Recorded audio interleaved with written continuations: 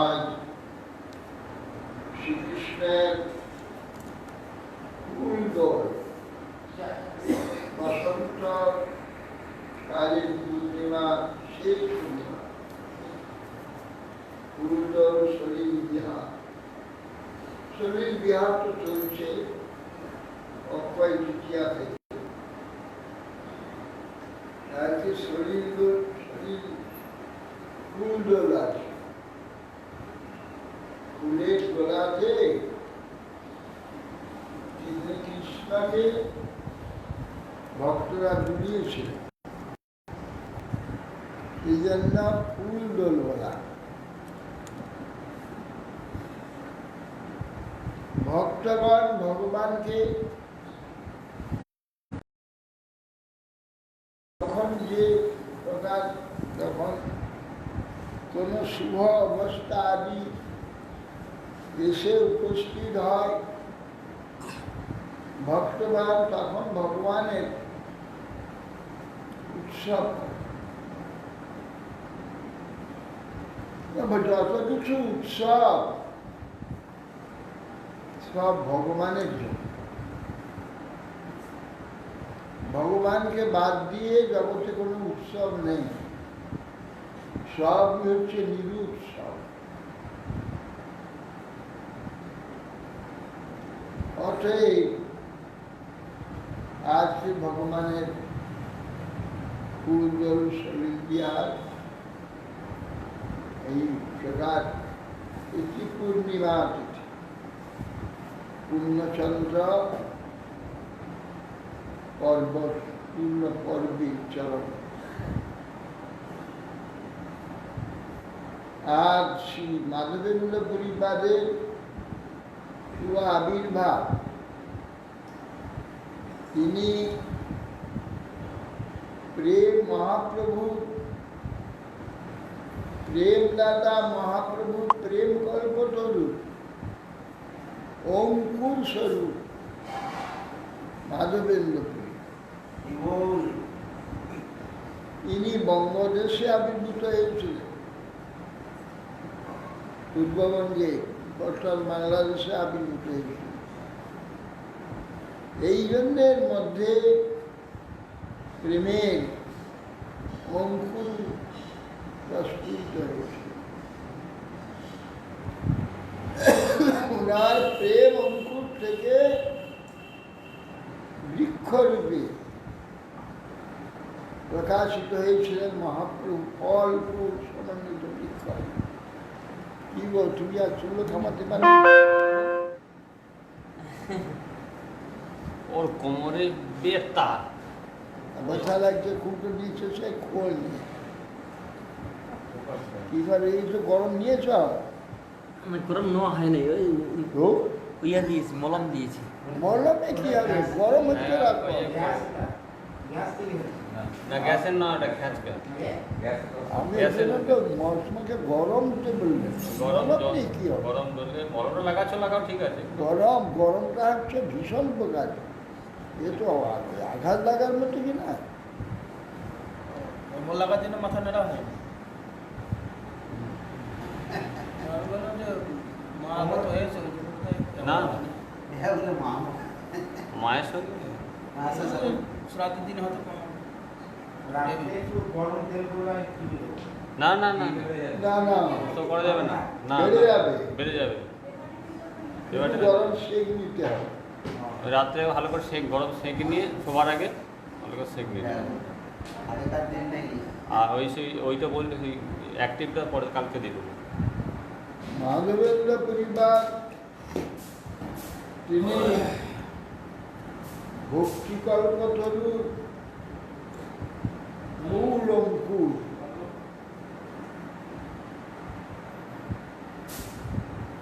কে? নাড়ু নাড়ু নাড়ু ও।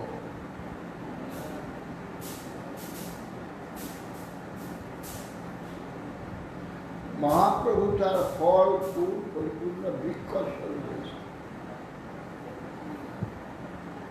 মাধবেন্দ্র পুরীর পূর্বের কোন ইতিহাস ব্যক্ত নেই। মাধবেন্দ্র পরিবারের কেবলমাত্র পূর্ববঙ্গের কোন জায়গায় এই চৈতন্যে গোপাল প্রকটেই তার চরিত্র শুরু হয়েছে। ইতিপূর্বে তিনি এরপরে গিয়েছেন গোবর্ধন পরিক্রমা করছিলেন। করতে করতে তিনি শান্ত ক্ষুধার্ত হয়ে গোবিন্দকুণ্ডে স্নান করে জলপান করে তিনি শান্ত হয়ে গাছের তলায় বসে হরিনাম করছেন। এমন সময় একটি ছেলে বালক ব্রজবালক কোথা থেকে এসে এক ভাত দুধ দিয়ে বলল, গোসাইনি আমি এই গ্রামে থাকি, জল আনতে এসেছিল গোপবধূরা, তারা বলল যে ক্ষুধার্ত বৈষ্ণব ওখানে বসে আছে। এই গ্রামে যারা উপবাসী থাকে তাদের আমি খেতে দিয়ে আনি, তুমি এই ভাড়ে দুধটা সব খেয়ে দিয়ে রেখো, পরে এসে আমি নিয়ে যাব। বালকের দুধ কোথায় রে? বালককে দেখেই ওনার ক্ষুধা তৃষ্ণা সব চলে গেছে। বালককেই দেখছি তার কথা শুনছে, সাক্ষাৎ ভগবান। চলে গেল, দুধটা সমস্ত খেয়ে সেই ভাতটা গোবিন্দ কুণ্ডে ধুয়ে রেখে তার পথে আছে আরেকবার দেখলে। এই বালককে আরেকবার দেখবার জন্য তাকিয়ে চলছে, সন্ধ্যা হয়ে গেল, অন্ধকার হয়ে গেল, তবু বালক আর এলো না। তখন কি করবে? নাম করছেন বসে বসে। রাত্রি শেষে চন্দ্রা এসে গেছে, বসে থেকে দেখে চন্দ্রা এসে গেছে, দেখে সেই বালক এসেছে, এসে বলছে যে শোনো, আমি এই গ্রামে থাকি, এই পাহাড়ের গোবর্ধনের উপরে আমাকে আমার সেবকগণ লেপসের ভয়েতে রেখে দিয়ে চলে গিয়েছে।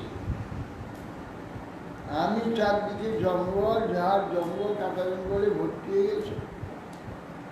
আমি বাত মনসা কাঁপে কষ্ট পাচ্ছি।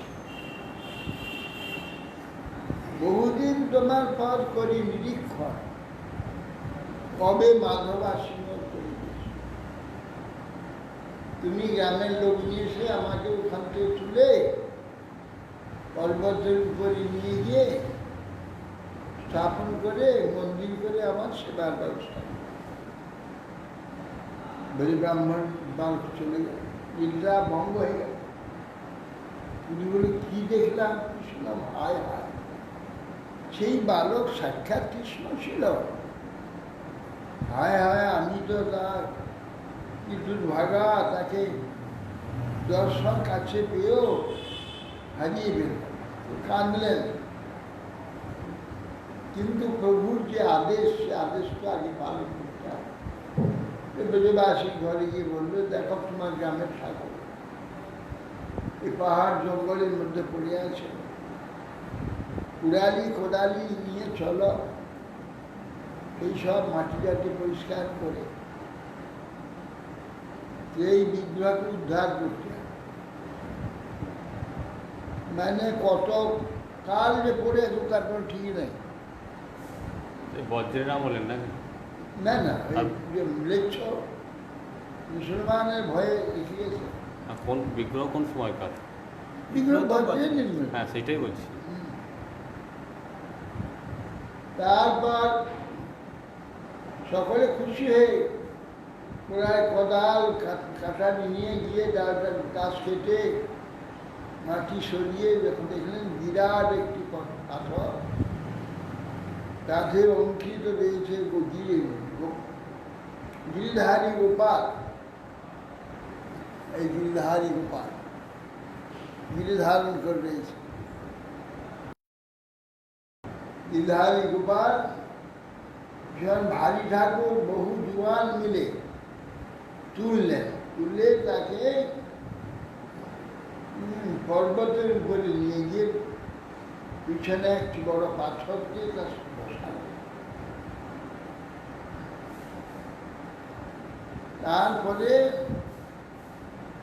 প্রথমে মলিনতা পরিষ্কার করে বহু জল দ্বারা স্নান করে, মুছে বহু তেল দ্বারা চিক্কণ করে, উত্তম তেল মাখিয়ে চিক্কণ করে যত দধি দুগ্ধ আছে গোয়ালার ঘরে সব নিয়ে এসে গোপালের স্নান করালেন। তারপর শতস্ত ঘর দিয়ে যাওয়ার মহাস্নান করলেন, করিয়ে তাকে সুন্দর উপরে পাথর, পাহাড়ের উপরে বড় একটা পাথর রেখে তার গায়েতে দান করালেন।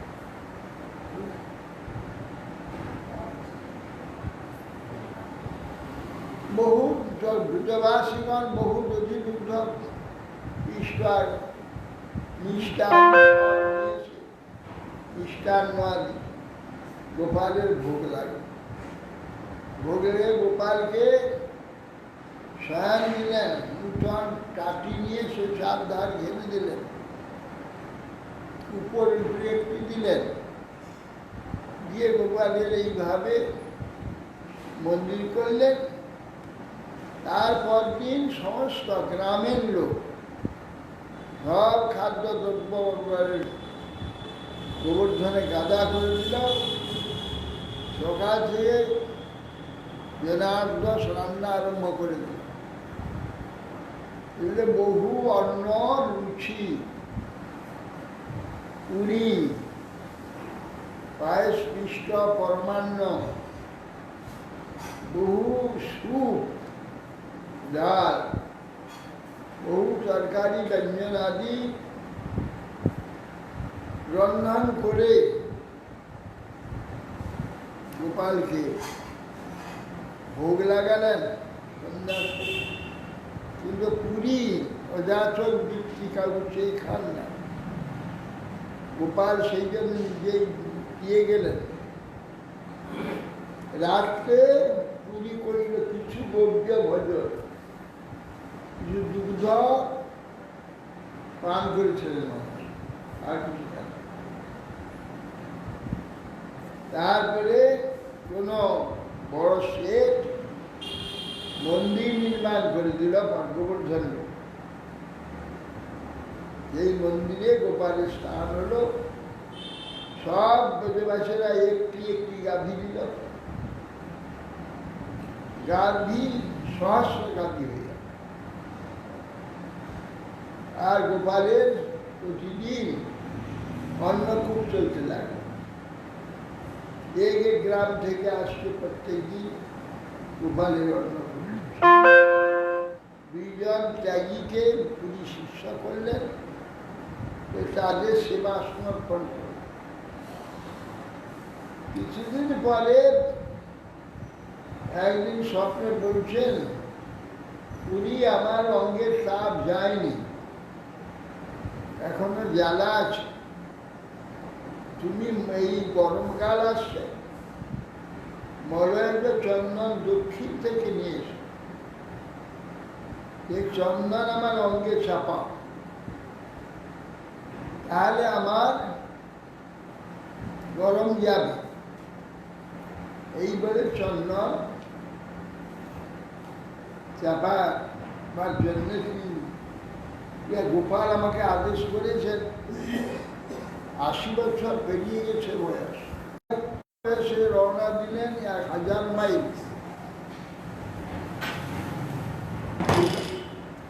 খাওয়াতে ভুলে চলে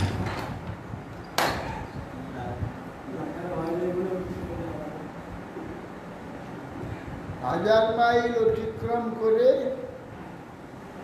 তিনি গোপালের চন্দনের জন্য আসেন। সেই সময় আসার সময় শান্তিপুর আদি হয়ে গিয়েছিলেন, গিয়ে এদের সব অদ্বৈত আচার্য আদি সবাইকে শিষ্য করে গিয়েছিল। সেই সময় করে তিনি রেমুনাথে গিয়ে উপস্থিত হলেন। রেমুনায় গোপীনাথ আছে, গোপীনাথের সুন্দর মূর্তি দেখে খুব সন্তুষ্ট হলেন, বললেন কি কি সেবা লাগে, তারপর সব বললেন। সেগুলো বলে সন্ধ্যাবেলায় 12টি ক্ষীর মাটির পাত্রেতে লাগে, অমৃত কেলি নাম। শুনে চিন্তা করেন অমৃত খেলে ক্ষীর কীরকম হয়, ওজা যেটা তো চাইবেন না, দরকার দিতে হবে যদি একটু পেতাম, তাহলে আমার গোপালকে দুধ দিতাম। এই চিন্তা করেছেন। তারপরে যখন মন্দিরে ভোগ লাগলো, ভোগ সেরে তারপরে আরতি লাগলো, আরতি দর্শন করে প্রণাম করে আর নিজে খেতে ইচ্ছা আছে এটা মনে করে খুব লজ্জিত। গোপালের সেবায় তার আগে আমার ইচ্ছা আছে তার ভোগ খাওয়ার জন্য, তার লজ্জার কথা। এই জন্য তিনি লজ্জিত হয়ে গিয়ে একটা শূন্য হাট কাছাকাছি ছিল, ওখানে হাট হতো। পাড়াগ্রাম থেকে তো এইরকম দৈনন্দিন বাজার নেই, হাট আছে দিনে, কোনো রবিবারে, কোনটা বুধবারে, কোনটা মঙ্গলবারে, কোনটা শনিবারে হাট। বিভিন্ন গ্রাম থেকে সব পণ্যদ্রব্য নিয়ে বাজারে সবাই বিক্রি করতে আসে। আগে ছিল দ্রব্য বিনিময়, নিজের কিছু দ্রব্য নিয়ে দ্রব্য সব দিয়ে তার প্রয়োজনীয় দ্রব্যগুলো নিত। পরবর্তীকালে কৌড়ি হলো, কৌড়ি বিনিময়ে নেওয়া হলো, তারপরে টাকা পয়সা হলো। তার আগে মানে টাকা পয়সা দিয়ে বিনিময় হতো না, দ্রব্য বিনিময়। টাকা কোথায় পাবে, টাকা ছিল না, তার দ্রব্য বিনিময় হলো। বস্তু বিনিময়। ধান নিয়ে গেল বা আর ধান নিয়ে এলো, ধান দিল, যে ধানের বিনিময়ে ওই এখন যেমন গ্রামে শাক আলু বিক্রি হয়, শাক আলু বিক্রি করতে আসে ধান দিয়ে শাক আলু। এখনো পাশে একটা বস্তা মানে রাখতো, জমিদার ধান নিত, জমিদার হাজার হাজার জায়গা বস্তা রাখতো, চাল নিত হ্যাঁ আর পণ্যদ্রব্য নিয়ে আসতো, তার বিনিময়ে নিত। হ্যাঁ। মানে জমিদারগুলো হাজার হাজার বস্তা এখনো আছে, এখন হ্যাঁ। গ্রামের দিকে এখন আছে। বিয়ের সময় করি থাকে না, বিয়ের সময় যে করি ওই করি। তারপরে কড়ি হলো, সমুদ্রে কড়ি পাওয়া যায়, কড়ি সেটাই। তবে কড়ির পরে আমরা জন্ম হয়েছি, আমি জন্ম হয়ে কড়ি বিনিময় দেখি, পয়সা পাইছি, তার আগে সব ছিল। তো উনি ওই হাটে গিয়ে শুয়েছিলেন, পূজারি ভোগ সেরে পরমান্ন বার করে, প্রসাদ বার করে জায়গা মুছে শয়ন দিয়ে গিয়ে প্রসাদ পেয়ে দিয়েছে। গোপীনাথ বলছেন যে সোনা পূজারি, আমার মায়ের তোমরা জানতে পারবি একটি ক্ষীর আমি লুকিয়ে রেখেছি আমার ধরার অঞ্চলে। মাধবপুরী নামে এক সাধু শূন্য হাতে শুয়ে আছে, তাকে গিয়ে ওইটি দিয়েছে। এই আদিনা স্নান করে মন্দির খুললেন। মন্দির খুলে তো ধরাটা আঁচলটা সরিয়ে দেখে, ঠিক একটা দিয়ে কবাট বন্ধ করে সেই দিনে এলো শূন্য হাটে।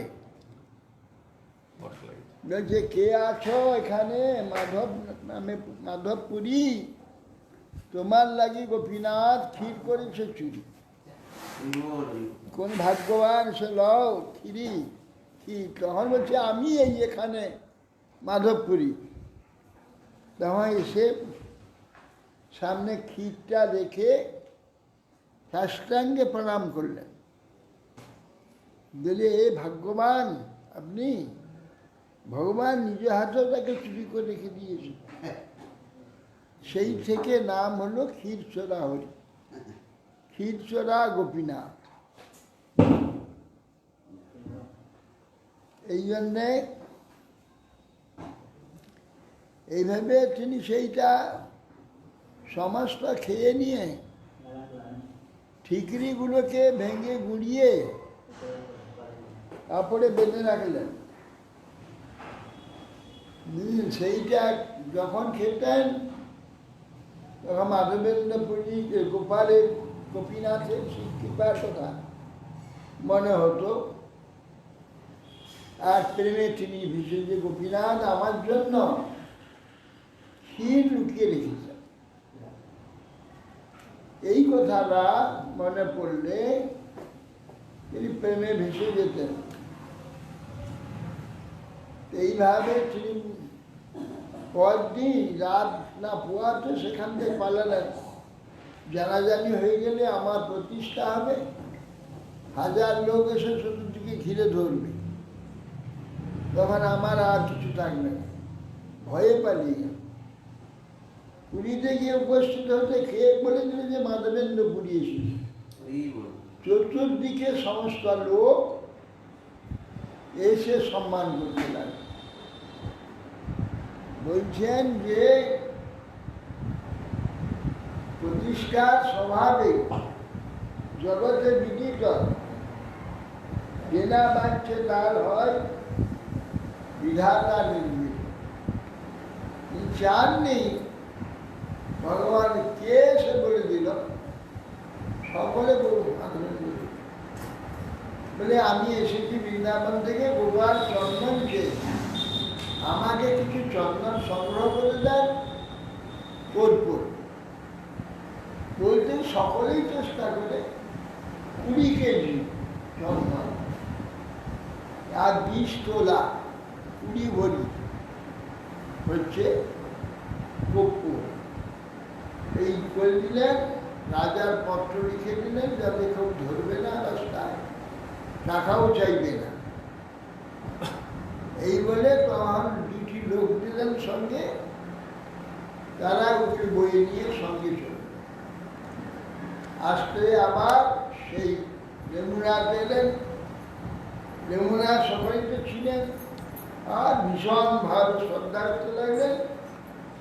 তারপরে এইবার সেই ক্ষীর আবার কোনোদিন আর বললেন যে আমি কর্পূরে চন্দন এনেছি, গোপালের অঙ্গে লাগাবো বলে। রাত্রে স্বপ্নে গোপাল বললেন যে দেখো তুমি এত বৃদ্ধ, রাস্তায় চোর ডাকাত আছে, কেড়ে নেবে, তুমি নিয়ে আসতে পারবে না।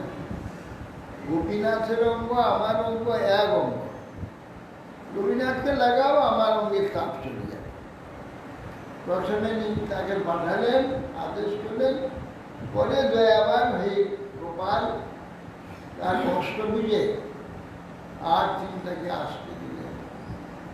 তিনি ওখানে আরেকজন লোক নিয়ে মাইনা দেবো করে টাকা তো দিয়েছে রাস্তায় লোকে, মাইনা দেবো, চন্দন ঘষে গোপীনাথকে লাগে। গোপীনাথ চন্দন করবে শুনে ওইখানে লোক সবাই আনন্দে ওই চন্দন 20 কেজি চন্দন সব ঘষে গোপীনাথ লাগাতে লাগে। এইভাবে গোপীনাথ তারপরে পুরী চলে গিয়ে পুরীতেই ছিলেন। ফিরে এসে আবার ওইখানে দেহত্যাগ করেছিল, এখনো তার সমাধি আছে। গোপীনাথ জানি হ্যাঁ নিশ্চয় লাগায়। বলে হ্যাঁ আছে, আমার কাছে ছবি আছে। আচ্ছা, ওখানে লাগবে না, ওখানে তো বেশি করে লাগবে। লাগায় গোপীনাথকে সেই থেকেই চন্দন লাগিয়ে হয়। রায় আসুন লাগায় লাগায় লাগায় আমি প্রত্যেক দিন আসুন মোবাইল, মাঝে মাঝে দেয়। এই তো আরতি দেয়। খিচুড়ি গোপীনাথ এই যে চন্দন লেখা। সঙ্গে তো সাইড ঠিক আছে। গোবিন্দ গোপীনাথ, এই গোপীনাথ গোবিন্দ মদন মোহন, গোপীনাথ মাঝে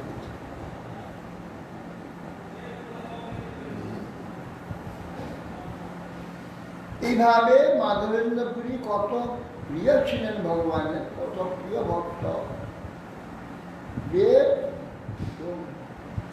যে বহুদিন তোমার পথ করি নিরীক্ষণ, কবে মাধব আসিব করি। এইরকম ভক্ত হতে হবে। যাই মাধবেন্দ্রপুরী বাদ হচ্ছে প্রেম কল্পতরুর অঙ্কুর, তিনি প্রসন্ন হোক বা দৃষ্টিপাত করুন। তার কৃপাতে যদি কোনোদিন এই প্রেমের কিঞ্চিত ছিটে ফোটাও প্রাপ্তি হয়।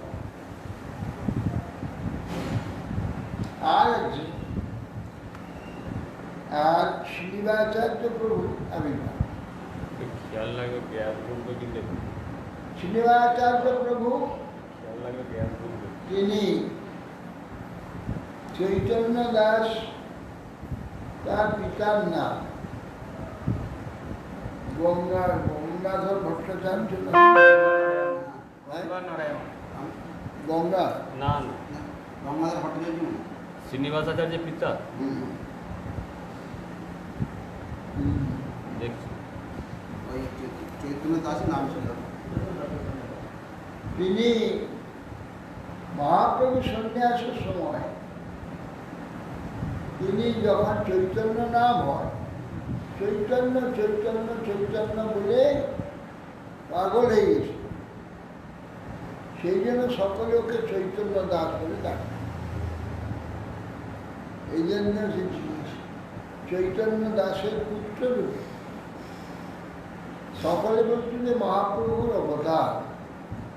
এত সুন্দর দেখতে ছিলেন তিনি রাজাচার্য, জাজিক গ্রামে তো জাজিক গ্রামে।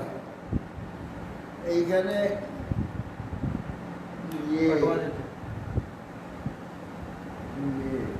আগের ওনার বাড়িটা হচ্ছে জাজিগ্রাম মামা বাড়ি না, সেখানে বিবাহ হয়েছিল মায়ের এই জাজিগ্রাম থেকে। সেই অল্প দিনে পিতার মৃত্যু হয়, ওই জন্য শ্রীদাসকে নিয়ে মা জাজিগ্রামে এসেছিলেন, মা কামড়ের বাড়ি। ওইখানে থেকে সংস্থান লেখাপড়া আদি সংস্কৃতি ছিল। তো শ্রী শিবাচার্য প্রভু একদিন সেই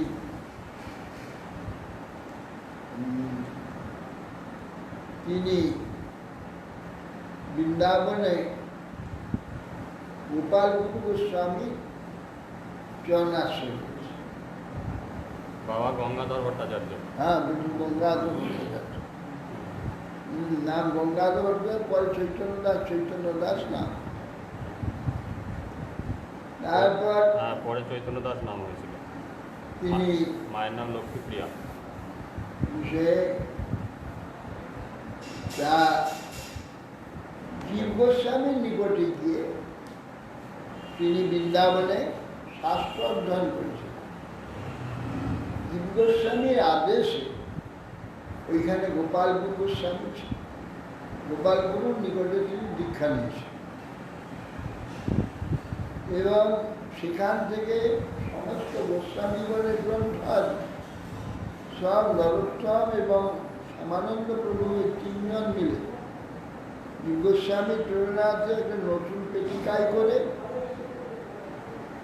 নিয়ে আসলেন এই বন বিষ্ণুপুরে। বীরাম্বী রাজা হাতগড়ি যাত্রা রাস্তায় যে লোক কত টাকা পয়সা নিয়ে আসে জেনে নিয়ে তার কাছে রাত্রে ঘুমিয়ে থাকতো, কেড়ে নিয়ে চলে আসে, বরপূর্ব নিয়ে আসে।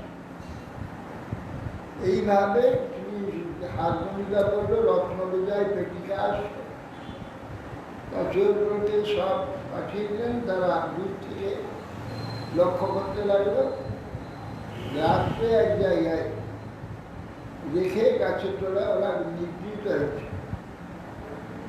কোনো কিছু না হলে রাষ্ট্রের বাক্সটা খুলে নিয়ে চলে এসছে। তারা ধর নিদ্রা ভঙ্গে রেখে বাক্স নেয়।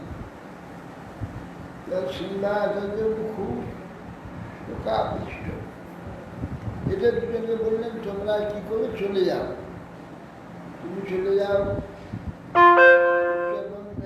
বাংলাদেশে, তুমি চলে যাও উড়িষ্যায়। আমি এই গ্রন্থ উদ্ধার না হওয়া পর্যন্ত এইখানে থাকবো। সিংহাচার্য ওইখানে পাগল মতো রাস্তা ঘুরে বেড়াচ্ছে। কি হলো, গ্রন্থ কে চুরি করে নিল? সন্ধ্যার সময় কথা বলতে বলতে কয়েকজন লোক যাচ্ছে। আপনারা কোথায় যাচ্ছেন? রাজবাড়িতে ভাগবত পাঠ হবে। তাদের সঙ্গে উনি চলে গেল। ওনার দিকে তাকাচ্ছে। অপরিচিত একজন ব্যক্তি, অপরিচিত ব্যক্তি, অথচ জ্যোতির্ময় শরীর, মহাপরিচিত। তিনি শেষকালে পার্টি শেষে প্রণাম করে বলছেন যে, প্রভু আপনি কোথা থেকে এসেছেন? ওই সব কথা খুলে বলল। তোমার এই গ্রামে আমাদের সেই সমস্ত এই সমস্ত মহাজনের গলে সব লিখিত যে পাণ্ডুলিপি পুস্তক আমি নিয়ে এসেছিলাম, এই সমস্ত চুরি হয়ে গেছে, সেই জন্য আমার খুব মনের কষ্ট, আমি দেখে বুঝতে পারছি।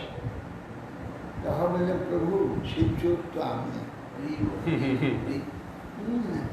ওকে উদ্ধার করবার জন্য মহাপ্রভুকে পাঠিয়েছি। এই চোর আমি। আসুন, নিয়ে গিয়ে দেখালেন। বলে আমাকে হাত গণিতা বললো, বহু রত্ন বোঝাই আছে।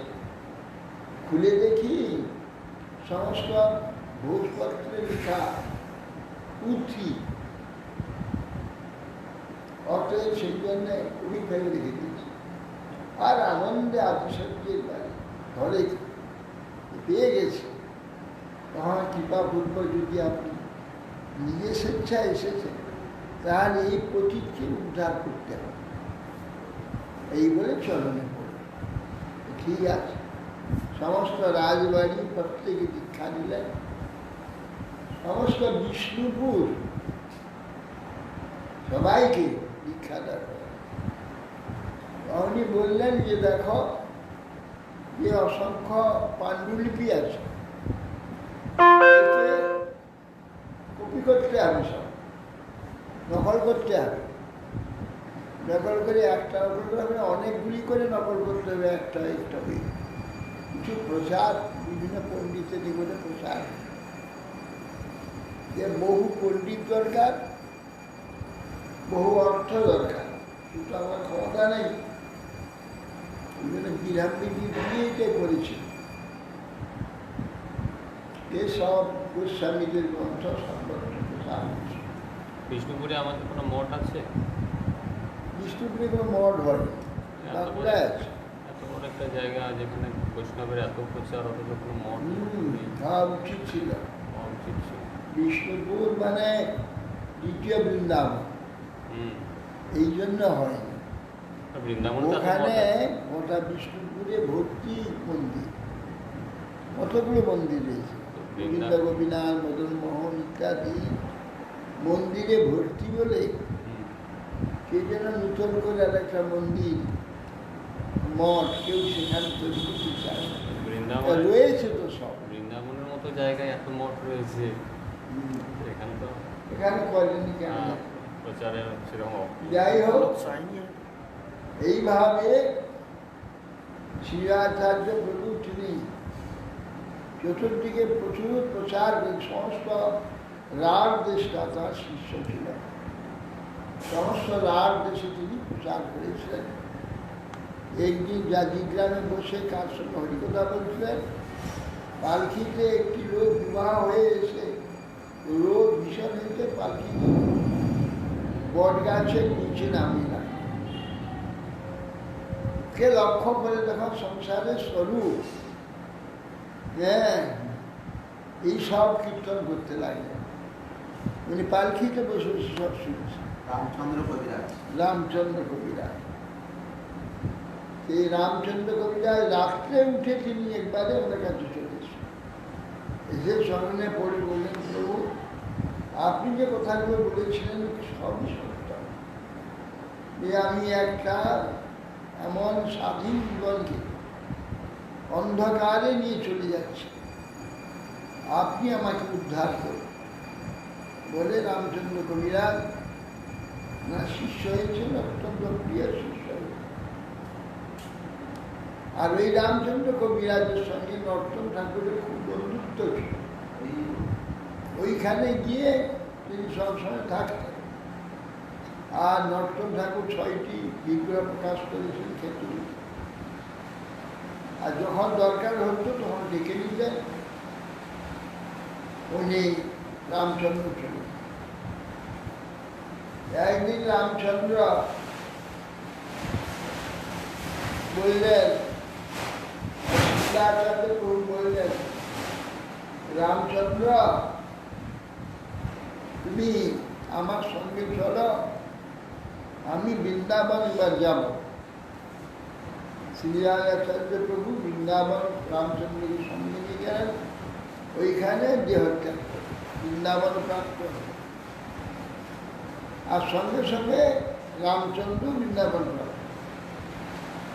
গুরু শিষ্য একবারে বৃন্দাবনের সমাধি হল। এইভাবে শ্রীরাচার্য বহু ব্যক্তিকে কৃপা করে তিনি সমস্ত গোস্বামীদের গ্রন্থ সর্বত্র প্রচার করে অদ্ভুত সমস্ত কার্য করেছেন। এই শ্রীরাচার্য কৃপা দৃষ্টিপাত করুন, যে না আমাদের মতো নিকৃষ্ট ব্যক্তি যেন কোনোদিন মহাপ্রভু সেই প্রচারিত বিমল কৃষ্ণ প্রেমা আমাদের হৃদয়কে স্পর্শ। আর আজকে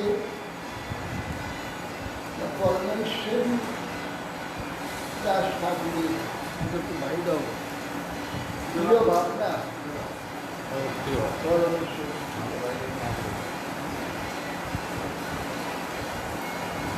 পরমেশ্বরী দাস ঠাকুরের বর্ধমান জেলাতে তিনি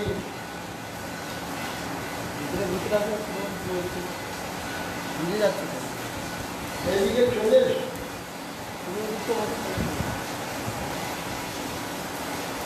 ওইখানে বসবেন।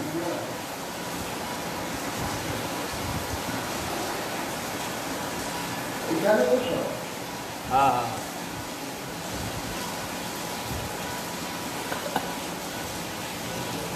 परमेश्वरी दास ठाकुर श्री महाप्रभु पार्षद परमेश्वरी दास ठाकुर দাদা গোপাল মন্ত্রণালয় করেন। তিনি দ্বাদশ গোপালে একজন परमेश्वरी दास তাই কৃপাতে আমরা গিয়েছিলাম বর্ধমান জেলাতে কোন জায়গাটা যেন ওইটা মন্ডল পরিক্রমা কৈশোর না কি কৈচোর কৈচোর কৈশোর কৈশোর তো ভাতারের ওই তো এইদিকে মাথারে ওই দিক এইদিকে, হ্যাঁ ওই তো। ওই দিকেই পরমেশ্বর ও এখানে তিনি তার শিষ্য মন্ডলী ওখানে নতুনরা আছে তারপর নৃত্য করতে করতে সেখানে নতুন বিদ্যানন্দের ওপরে পড়ে গেছে নতুনরা একটা আর এখানে বিগ্রহ আছে তার শিষ্য পরম্পরা এখন বেদিত হয়ে থাকে এখানে পরিচয় করে জায়গা না যার তিনি মহাপ্রভু পার্শ্বদ মহাপ্রভু পার্শ্বদের কার্য ছিল সর্বত্র মহাপ্রভুকে উদ্ধার করা মহাপ্রভুর উদ্দেশ্য সফল করা এইসব উদ্দেশ্য সফল করেছে আর তার তিনি নিত্যলীলা এখানে প্রবেশ করেছেন বৈষ্ণবের আবির্ভাব পুরোভাব দুই হচ্ছে মঙ্গল লাইন বৈষ্ণবের কিছু আলোচনা আমি হয়ে থাকি কৃষ্ণের আবির্ভাব যেহেতু পবিত্র বৈষ্ণবের আবির্ভাবের ঠিক চরিত্র সেই প্রকার বৈষ্ণব আবির্ভাবের ঠিক বৈষ্ণবের আবির্ভাবের যেমন চরিত্র ভগবানের বৈষ্ণবের আবির্ভাব উভয় মঙ্গলপ্রদ উত্তর পূর্ণিমা তিথি ভগবানের উজ্জ্বল শরীর এত জল হচ্ছে জল করছে এত জল হচ্ছে গলগল করছে হ্যাঁ আজ আমি বলিনি আজকে বলছি আজ আমার যে জননী আজকে এই পৃথিবীতে তিনি জ্ঞান ভিক্ষা করেছেন তো এই জন্য বলছি যে তিনি আমার যখন 4 বছর বয়স হল তখন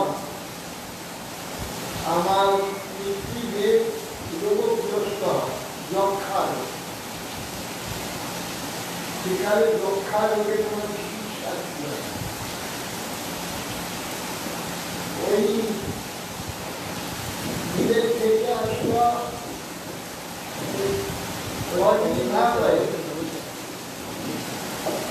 বিভাগ হয়ে খাওয়ান তাদের সুস্থ করাবার চেষ্টা করছে রোগ সারত না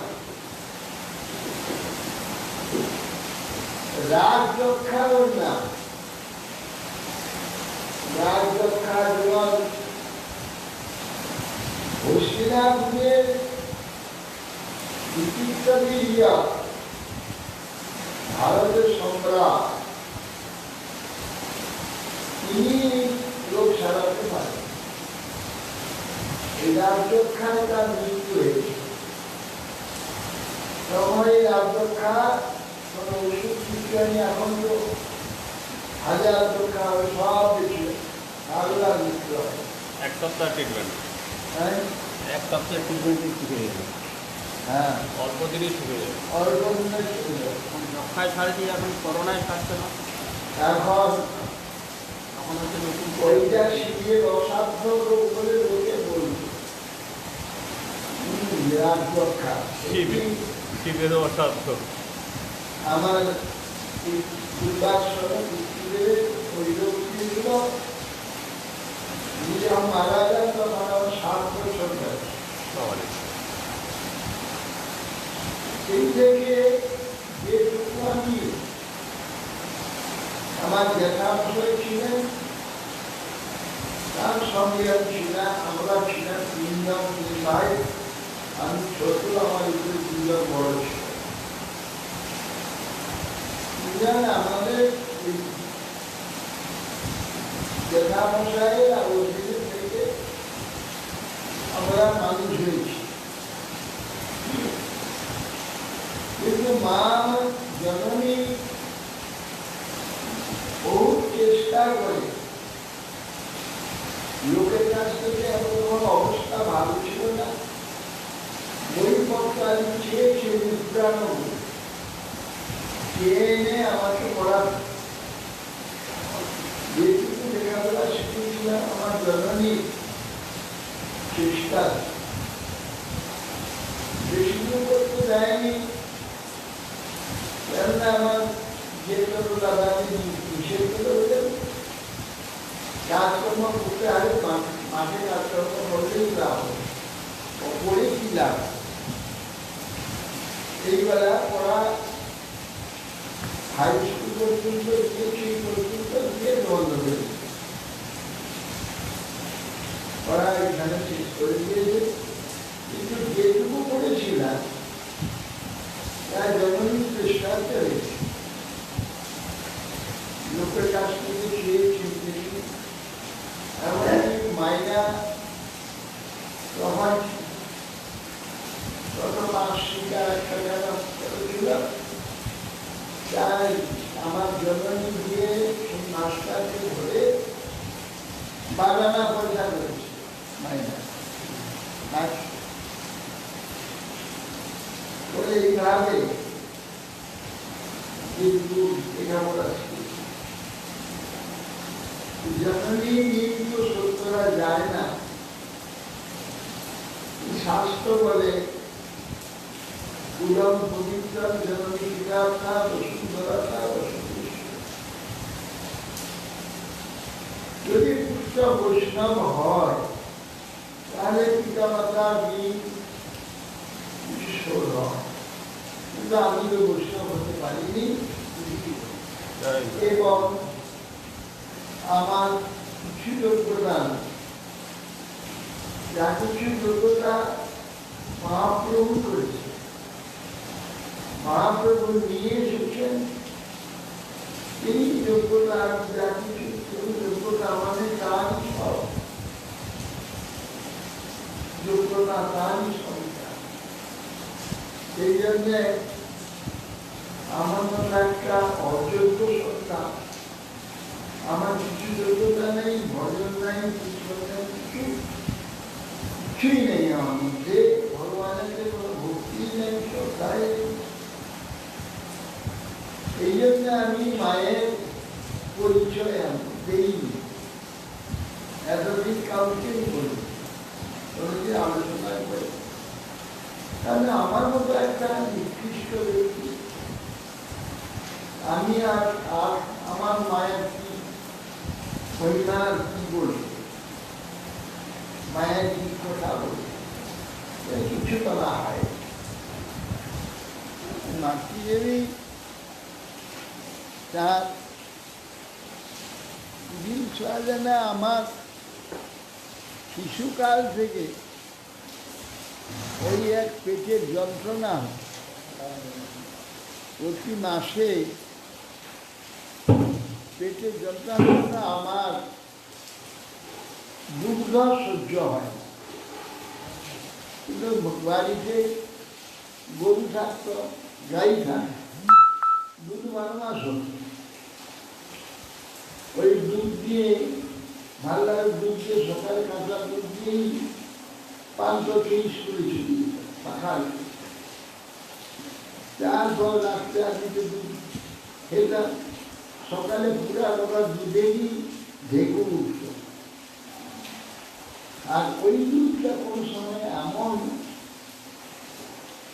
বিকৃত হয়ে যেত যে আমাদের যে পাকস্থলী পরে ক্ষুদ্রান্ত, ক্ষুদ্রান্তে গিয়ে ওখানে গ্যাস হয়ে, এটা বুঝতে পারতাম না।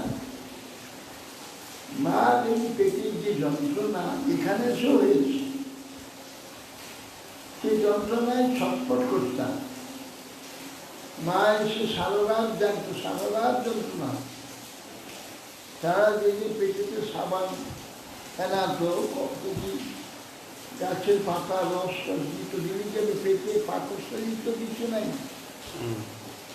ছিল ক্ষুদ্রান্তের গ্যাস।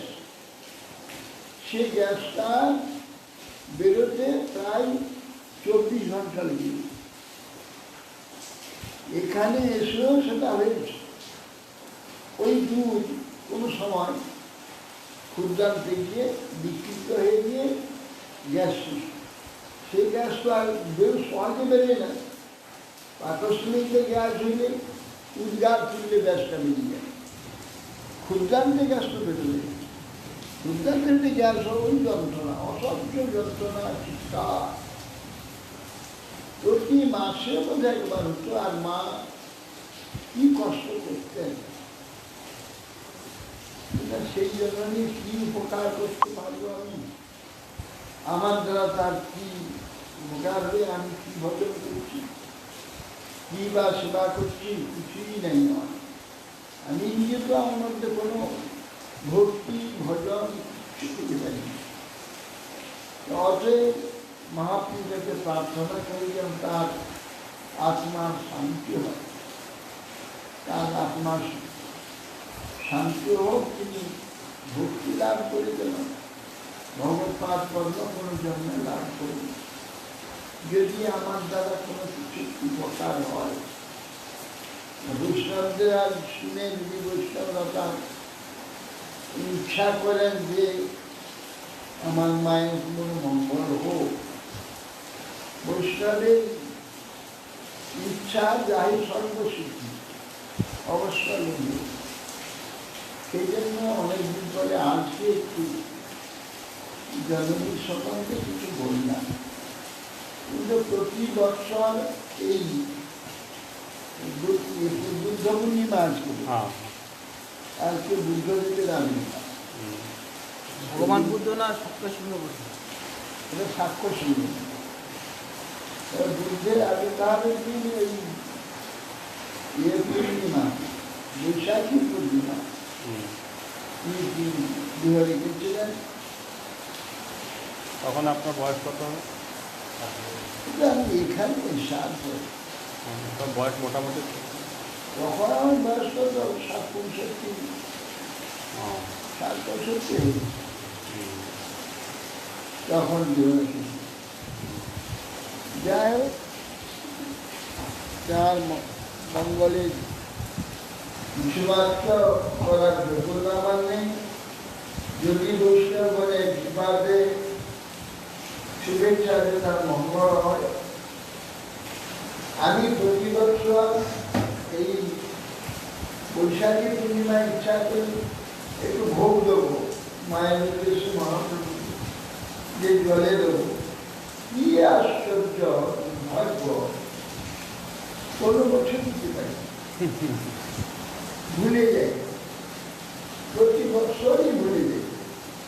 আর সকালে মনে করছি যে আমাকে তো প্রসাদ দেবে, ওই প্রসাদ থেকে একটা পাত্রে করে সব রকম দিয়ে আর একটু হাসি দিয়ে আসবো। কি আশ্চর্য, প্রসাদ পাস। হ্যাঁ, এইটা প্রায় যতদিন মারা গেছে ততদিন প্রতি বছর চিন্তা করি কিছু করবো, কিছু করা হয়। সেই জন্য আমি ওই বিভিন্ন ওই যে হরিদ্বারে প্রদীপবাসী শিক্ষকরে এইটা করতে পেরেছি, সেটা একটা মস্ত বড় কাজ। মাতৃষষ্ঠী ষোলোটি পিণ্ড মায়ের জন্য দেওয়া, যদ্যপি জন্ম গর্ভাধান থেকে শুরু করে প্রতিটি মাসে একটা পিণ্ড, 10 মাসে 10টা পিণ্ড। 16টা না কটা দাও? জন্মের যে কষ্টটার জন্য একটা 11টা। তারপরে আমাকে শিশু অবস্থায় কনফার্ম করেছেন, তার জন্য একটা মলমূত্র ঘেটেছেন পরিষ্কার, তার জন্য একটা 16টা পিণ্ড। এই জন্য মাতৃষষ্ঠী আমি গিয়েছিলাম, আমি অনিল নারায়ণ, এই আমার পঞ্চায়েত 4 জন আমরা এই মাতৃষষ্ঠী সিদ্ধ করে দেবরূপ দেবী তাদের কবি সরোবর, এইখানে আমরা মাতৃষষ্ঠী পরিক্রমণ পৃথিবী তার মঙ্গল হয়, অবস্থা হবে। আর আমার করার তো কিছু নেই, যা হোক মহাপ্রভু পালন এই প্রার্থনা আর সব মহাত্মাগণ সকলে আর কি যারা যাদের আবির্ভাব সর্বোপরি আর কৃষ্ণের পূর্ণ শরীরে আর দুর্গা পূর্ণিমা একটা নষ্ট করতে এই দিনে সকলের মঙ্গল হোক, ভক্তি লাভ হোক, জ্ঞান হোক। আর আদি যে বুদ্ধ, তার আবির্ভাব কবে? সেটা কিন্তু প্রকাশ সে বুদ্ধ পূর্ণিমা কোথাও উল্লেখ করা যায় না। সেই রকম কিছু শোনা যায় না। অঞ্জনার পুত্র গয়া প্রদেশে, কিকট দেশ, কিকট দেশে আবির্ভূত হয়েছেন। কিকট নাম হলো? কিকট মানে অপবিত্র দেশ, কিকট দেশ। বিষ্ণুর পাদ পদ্ম আছে, সেখানে গদাধর বিষ্ণু পাদপদ্ম আছে, হলদু নদী আছে, অক্ষয় বড় অথচ গয়া প্রদেশকে কিকট অপবিত্র দেশ বলে। কেন বললো তা জানা, কিকটটাই ভাগবতে উল্লেখ আছে। কিকট দেশে আর বুদ্ধ আবির্ভূত হয়ে তিনি তো বিরুদ্ধ প্রচার করেছিলেন। বেদ বিরুদ্ধ মন্ত্রের জন্য সাক্ষর সিংহ বহু জায়গায় তপস্যা করেছে, ঈশ্বর নামে হয়তো বহু জায়গায় তপস্যা করেছে, এমনকি তপস্যায় বোধিসত্ত্ব হয়নি, হতে পারেনি, মানে জ্ঞান ঠিক লাভ হচ্ছে না, কিছুতেই জ্ঞান প্রাপ্ত বোধিসত্ত্ব হচ্ছে না। এমনকি ভাবলো যে আমি ওই ক্ষুধা তৃষ্ণা পরিত্যাগ করে কিছু খাবো না, যা এই শরীরটা তো ফেলেই দেয়, শরীরটা তো আমি না, অর্থ এই শরীরটা যা এইগুলো খাইনি, আর জল সব বন্ধ করে দিয়েছিল। 1 দিন 2 দিন 3 দিনে আর কোনো চিন্তা হচ্ছে না, চিন্তা একবারে শূন্য হয়ে গেছে। সুজাতা নামক একটি স্ত্রীর একবারটি পায়েস ধরলেন যে আপনি এটি গ্রহণ করুন, পায়েস থেকে একবার পিয়ে দিয়েছি, বিয়ে দেওয়ার পরে যখন একটু করেছিলেন সব চিন্তা শেষ। যখন চিন্তা করি না এ করে কখনো তপস্যা হবে না, যুক্তাহার বিহার যথাযোগ্য যত প্রয়োজন গ্রহণ করতে হবে, করে তপস্যা জানিয়েছিলেন এইভাবে আজকে তার আবির্ভাব, তার আবির্ভাব। এই জন্য দিনটি অতি পবিত্র। वंशावंतुं संस्कृतः विचारं पवनं भूष जय जय गुरु महाराज की जय। की पुष्णा महिमा आज परमेश्वर छुट्टी भाग करे ज्ञानी न हो আসুন আসুন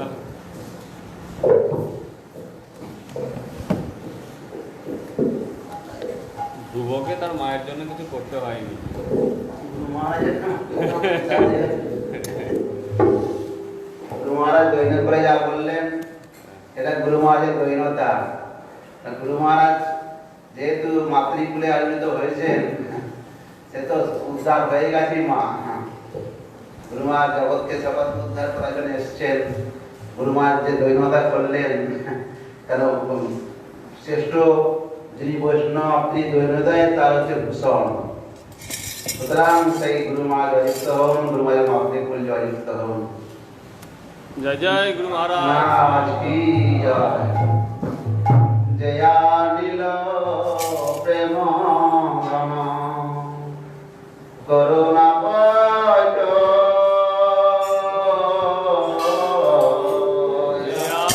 নীল প্রেম ধন করুণা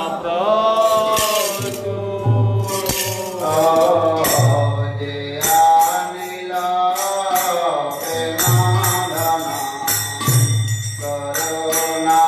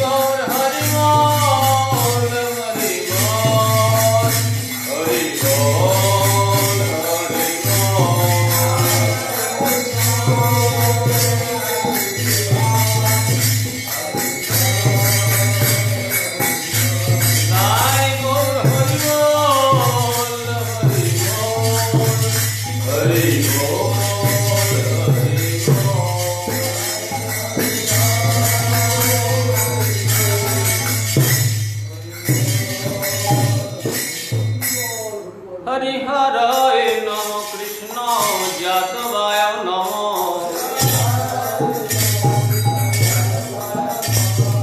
যাদবায় মাধবায় কেশবায় নম জয় গোপাল গোবিন্দ রাম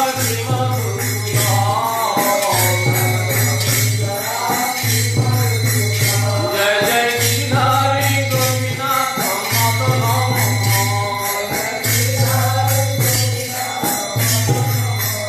জয় জয় গিরিধারী গোপীনাথ মদন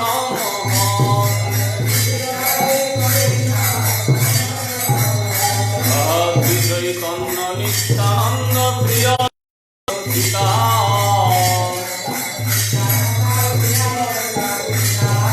হরি গুরু বৈষ্ণব ভাগবত গীতা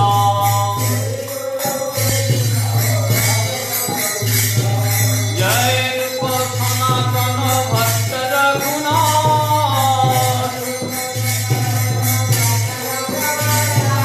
শ্রী জীব গোপাল ভট্ট দাস রঘুনাথ হরে ছয় গোসাইর করি চরণ বন্দন আমার যাইতে বিঘ্ন সবিষ্ট পুরাণ এই ছয় গোসাই যার মুই কার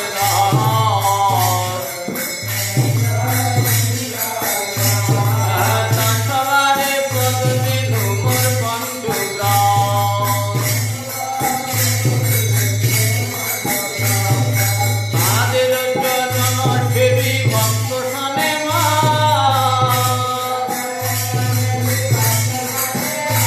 আমার জনমে জনমে হয় অভিলাষ হরে ছয় গোসাই যাবে ব্রজে কইলা বাস ব্রজে রাধা কৃষ্ণ নিত্য লীলা করিলা প্রকাশ মনের আনন্দে বল হরি ভজ বৃন্দাবন